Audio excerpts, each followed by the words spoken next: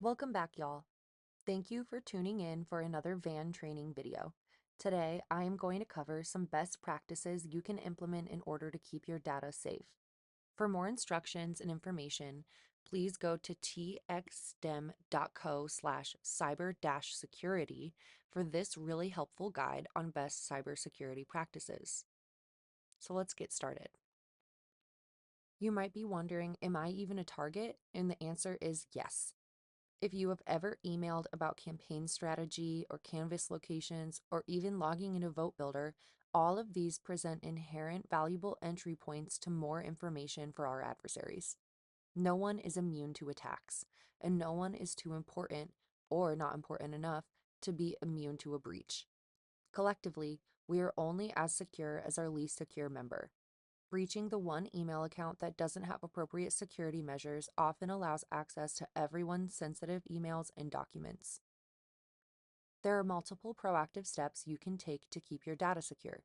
The simplest rule to remember is always close your computer. Campaign and county offices are public spaces, so it is important to physically close your laptop and have a password lock if you step away from your computer even for a moment. Another data hygiene best practice is keeping your software up to date. Many data breaches can be attributed to outdated software. Software updates often include patch updates, which fill in security gaps. If your software is not up to date, that automatically puts you at risk. When I say software, I am not only referring to your computer software, but also your browser software. We recommend running VAN out of a Google Chrome browser. This is because it seems to run quicker and Chrome is more secure than other browsers. An easy way to keep your software updated is to go into your computer settings and automatically check for software updates or allow automatic updates. Besides that, it is generally best practice to keep any apps you use on a regular basis up to date as well. Remember, it is far easier to be proactive and avoid a data breach altogether, so follow these simple steps. Data encryption is another effective way to keep your data safe, even in the case of your device being lost or stolen. In its most basic definition, encryption is the process of protecting information or data by using mathematical models to scramble it in such a way that only the parties who have the key to unscramble it can access it.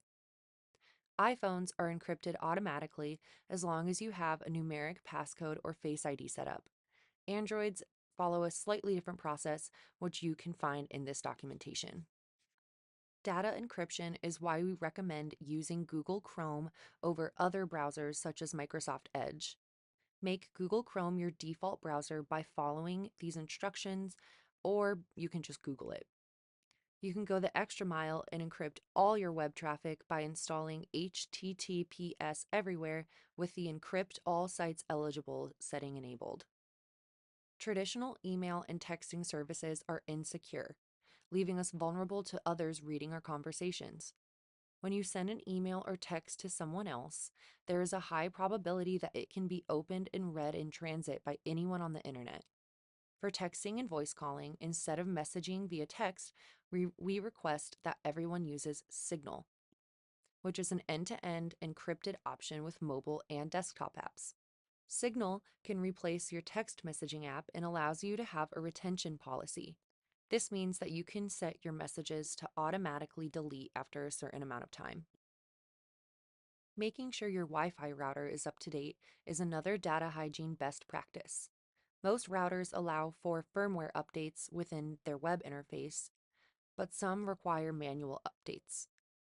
If your router does not automatically install security updates, go to the manufacturer's website and manually install the latest firmware. Google Fiber automatically updates their firmware when it's released, but you'll have to manually update AT&T routers. In addition to keeping firmware up to date, it is best practice to secure your network by turning on WPA3 or WPA2 for older routers and set a network password. Also, change your router's default admin password.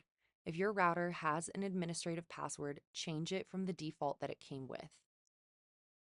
It's important to add you do not need a commercial VPN. Browsing over an encrypted connection, such as the Chrome browser, on an updated device over your own Wi Fi network with an updated and password protected router is plenty protection. Commercial VPNs go without third party vetting, cost unnecessary money, and tend to be more harmful in the long run. Another rule of cybersecurity is using strong passwords. Here are some basic password guidelines. 1. Never reuse passwords. Another rule of cybersecurity is having a good password. Here are some basic password guidelines. 1. Never reuse passwords. 2. Never include personal information in your passwords, such as your name, your pet's name, street name, etc. 3. Make passwords difficult to guess by using letters, numbers, and symbols. You can also use a password manager like LastPass or Google Password Manager. Password managers are safe and secure ways to store and remember all of your different passwords. All TDP staff use MFA or multi-factor authentication, formerly known as 2FA. This serves as an extra safety net against potential adversaries as it requires you to type in a code that is sent to your email or phone number every time you log in. Personally, I use the Google Authenticator app, but there are others as well. Most apps also have MFA built in, so you will be required to set one up at some point. Remember, hackers will always take the path of least resistance, so make it as difficult as possible to access your information. After taking these steps, you do not want to make a mistake as silly as falling for a phishing email. Phishing emails are scam emails that are unfortunately made to look really believable. Here are some common phishing emails you should avoid. 1. An email asking you to buy a gift card. 2. The email asks you to confirm personal information such as a routing number or password. 3. The web and email addresses don't look real. We occasionally get emails from fake addresses like txchair@gmail.com. Remember that anyone can create email addresses with any name.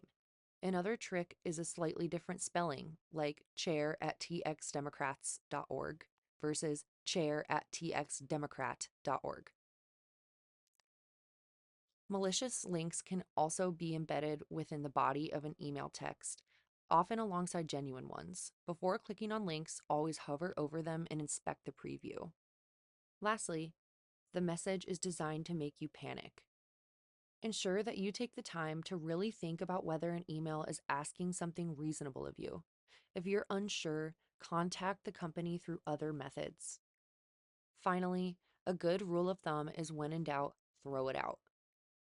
Even if you think you know the source of an email, if something looks suspicious, delete it and don't click on it. So, what should you do if your data has been compromised? It's important to have an incident response plan in place. So to set that up, please go to txdem.co/IRP.